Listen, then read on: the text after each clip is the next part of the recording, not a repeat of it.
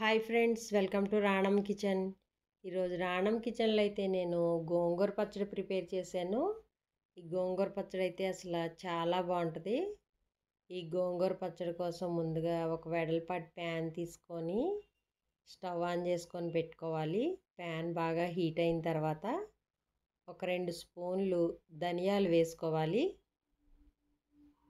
ధనియాలు వేసుకున్నాక ఒక హాఫ్ టేబుల్ స్పూన్ మెంతులు వేసుకోవాలి.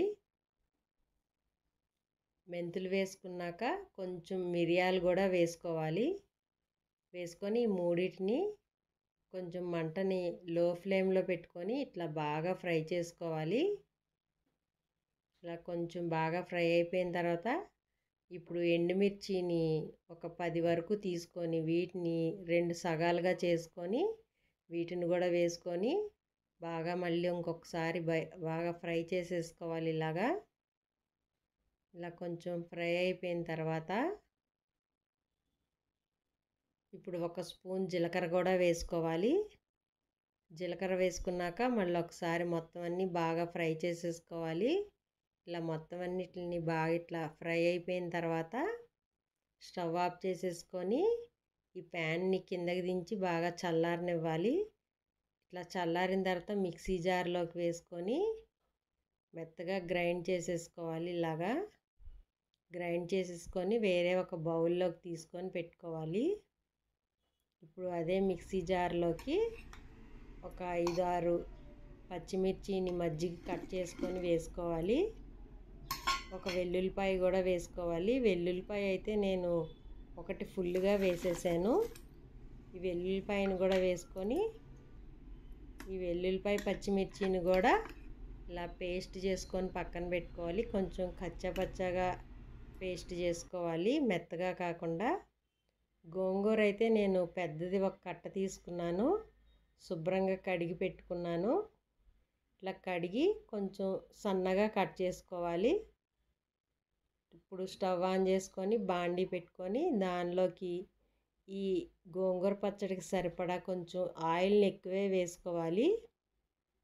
ఇలా ఆయిల్ హీట్ అయిన తర్వాత ఒక స్పూన్ ఆవాలు, ఒక హాఫ్ టేబుల్ స్పూన్ జీలకర్ర వేసుకోవాలి.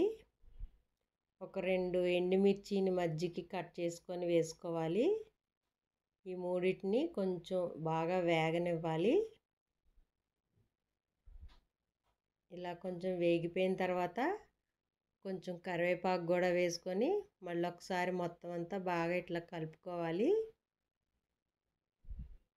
ఇలా తాలింపు అంతా బాగా వేగిపోయిన తర్వాత మనం గ్రైండ్ చేసి పెట్టుకున్న పచ్చిమిర్చి వెల్లుల్లి రెబ్బల్ని వేసేసుకోవాలి. ఆ పేస్ట్ని వేసుకొని ఇప్పుడు మంటను కొంచెం మీడియంలోకి మార్చుకొని ఇలా బాగా పచ్చివాసన పోయేలాగా ఫ్రై చేసుకోవాలి.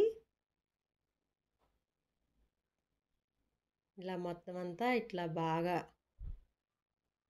ఫ్రై చేసేసుకోవాలి.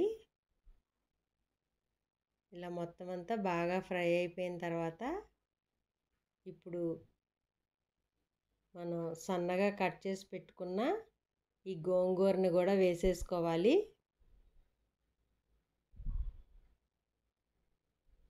ఇలా గోంగూర అంతా మొత్తం అంతా వేసేసుకోవాలి.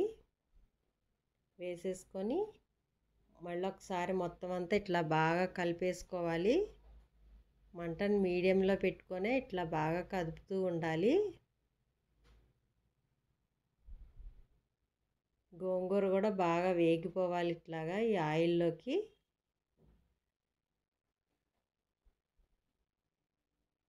ఇలా మొత్తం అంతా బాగా ఇట్లా వేగిపోవాలి. గోంగూర మనం వేసిన ఆ పేస్ట్లోకి బాగా కలిసిపోయేలాగా ఇట్లా వేయించుకున్నాక ఒక స్పూన్ సాల్ట్ వేసుకోవాలి. నేనైతే 1.5 స్పూన్ వేసుకున్నాను. గోంగూర కొంచెం పులుపు ఎక్కువే ఉంది, కొంచెం ఎక్కువే వేసుకోవాలి సాల్ట్. అలాగే మనం ముందుగా ధనియాలు, ఎండుమిర్చి వాటిని ఫ్రై చేసి గ్రైండ్ చేసి పెట్టుకున్నాం కదా, ఆ పౌడర్ను కూడా వేసేసుకోవాలి. వేసుకొని ఇప్పుడు మొత్తం అన్నీ ఇట్లా బాగా కలిపేసుకోవాలి. మనం వేసిన ఆయిల్కి ఈ గోంగూర మొత్తం ఈ మూడింటిని ఇట్లా బాగా కలిపేసుకోవాలి తాలింపుని.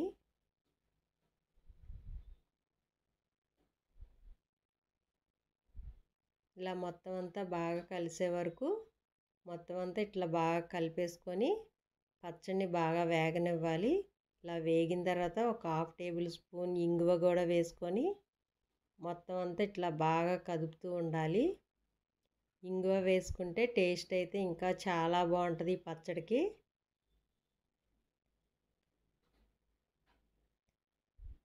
గోంగూర పచ్చడి ఇట్లా ప్రిపేర్ చేసుకోండి, చాలా బాగుంటుంది. ఒక ముద్ద అయితే ఎక్కువే తింటాం కానీ తక్కువైతే తినం, అంత బాగుంటుంది ఈ పచ్చడి. మనం ఒక బాటిల్లో పెట్టుకొని నిల్వ పచ్చడిలాగా కూడా ఉంచుకోవచ్చు, చాలా బాగుంటుంది. ఫ్రిడ్జ్లో పెట్టుకుంటే నెల రోజులైనా ఉంటుంది పచ్చడి. ఇంకా తాలింపు అయితే అయిపోయింది. ఇప్పుడు సర్వింగ్ బౌల్లోకి తీసుకోవడమే. స్టవ్ ఆఫ్ చేసుకొని, చూసారు కదా చాలా బాగుంటుంది పచ్చడి. తప్పకుండా ట్రై చేయండి.